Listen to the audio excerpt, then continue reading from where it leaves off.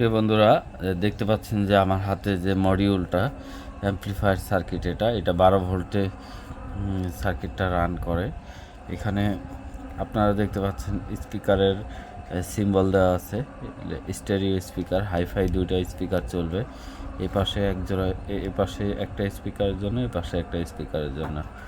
তো এই পাশে অলরেডি সিম্বল দেওয়া আছে, নেগেটিভ পজিটিভ সিম্বল দেওয়া আছে। আপনারা এখানে হিটসিনে অবশ্যই ইউজ করবেন, যেহেতু হিটসিনের জন্য করা আছে। ভলিউমের নাট টাট সব কিছু থাকবে। এখানে ইনপুট ইউজ করবেন, ইনপুটের গ্রাউন্ডিং, ইনপুটের লেফট চ্যানেল, ইনপুটের রাইট চ্যানেল, অথবা লেফট রাইট এদিক সেদিক হতে পারে।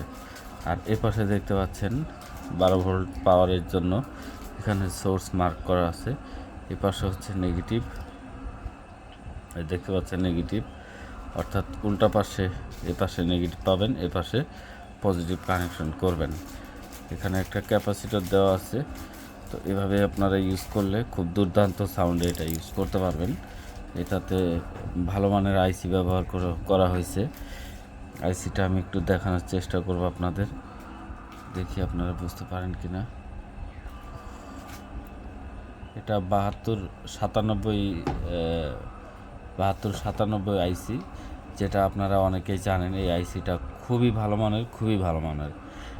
কারের ভিতরে যে অ্যাম্প্লিফায়ারগুলো থাকে ওইগুলাতে এই ধরনের ওই অ্যাম্প্লিফায়ারগুলোতে এই আইসিটা ইউজ করে মূলত। তো যা হোক, এই ছিল আজকের ভিডিও।